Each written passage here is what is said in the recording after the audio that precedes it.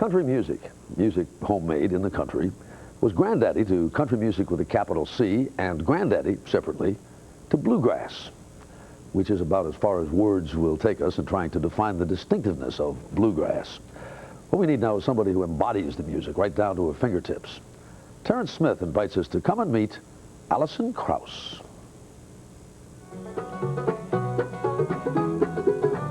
Another day, another dollar. That's what I'm working for today.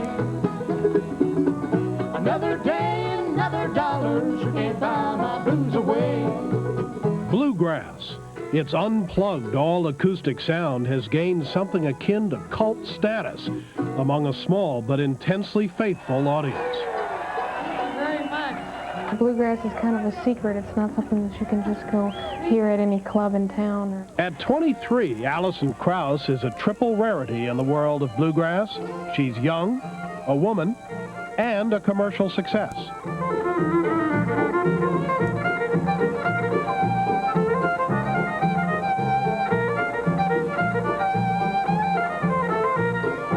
See, I love the cult factor of bluegrass, you know. Nobody wants it to change, but I love the fact that nobody wants it to change. I think that's great. They love it just the way it is. Someday I'll get older.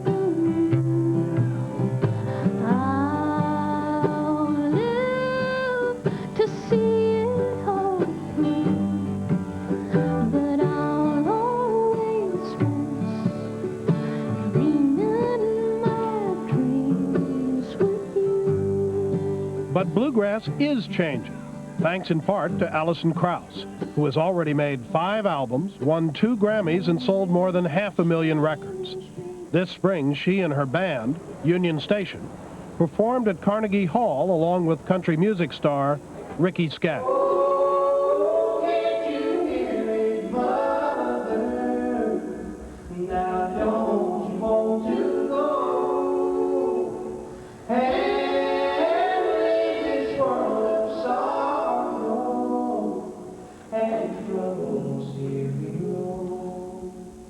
Well, if there's a sweetheart of the rodeo, she's certainly the sweetheart of bluegrass music, you know. And Alison is so talented, and she's taken bluegrass to a whole different market, a whole different audience. But she has really caused the fiddle to really get popular among young teenage boys and girls. We even had to buy her a fiddle Thursday night. You're coming up in the world there, young lady. You coming back? Bluegrass festivals, like this one in Lexington, Kentucky, allow fans to gather and often to play the music themselves. The rich traditions of Scotch-Irish mountain music, folk, and blues came together to be called bluegrass only recently, in the 1940s. Since then, it's been mostly men singing the high, lonesome sound. I always listen to men sing this stuff, men. So we kind of had to find, you know, stuff that would fit for me to do too, that would make sense for a girl to sing these songs. Now I won't be blue with dreams that won't come true. I'll take my part. I think this day and time she's number one. Bill Monroe, the legendary father of bluegrass, believes the tradition is safe in the hands of Alison Krauss. She knows how bluegrass stands and how it should be played and everything. And she's a good musician, really plays that fiddle awful good. And she can play bluegrass and play it right.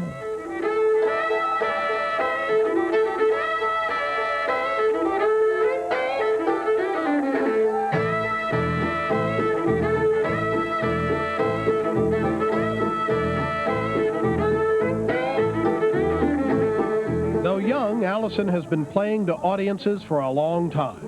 Her parents first signed her up for violin lessons when she was 5. I remember just, you know,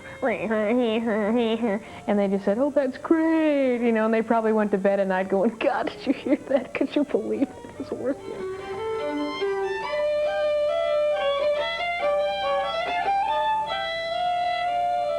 She started playing with the country band when she was 10 and doing the VFW and, you know, all these these things, the Pork Producers Association banquets and All the big events. the big events.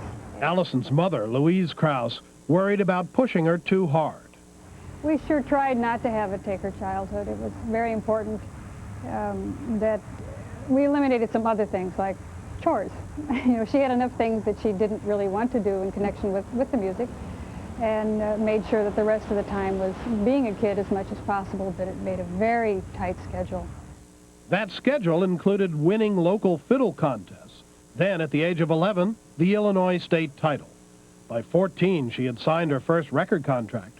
And at 21, she was inducted into the Grand Ole Opry by country music star Garth Brooks. Let's see, there's not been a bluegrass artist inducted into the Grand Ole Opry since 1964. This woman wasn't even thought of yet in 1964, I don't think. She is the 71st member, and I'm very, very proud to announce the newest member of the Grand Ole Opry is Miss Alison Krauss. With the proceeds from her albums and concerts, Alison has bought a 100-year-old home in historic Franklin, Tennessee. It's become a refuge where she and her brother Victor can compose musical spoofs. We made this song in my bathroom. Or indulge in small-town pranks, like plastering pictures of band member Ron Block all over a neighbor's house.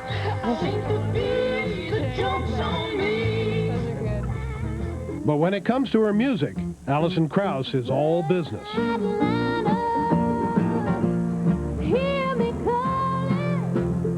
Alison and her band spend over 100 days on the road a year. Her extended family includes band members Dan Tominski, Barry Bales, Adam Steffi, and Ron Block. We have 5 people that play together all the time, and everybody knows when somebody can do something better. As you get more of a clue and learn more about what you're doing, you learn that you really don't know that much. When the refurbished Ryman Auditorium, the mother church of country music, reopened recently, Bluegrass was on the bill for the first time in 20 years, and Alison Krauss was the headliner.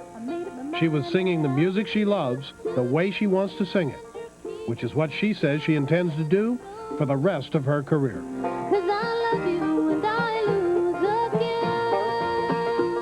I think that Bluegrass will gain more people, you know, as the years go by and all these fans have children.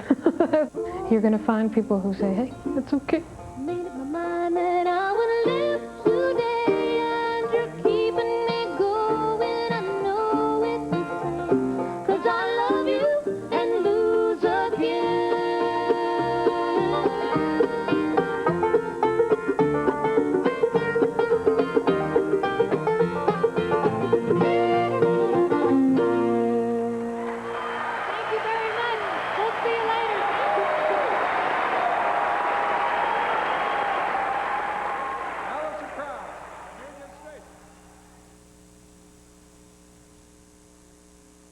Krauss always has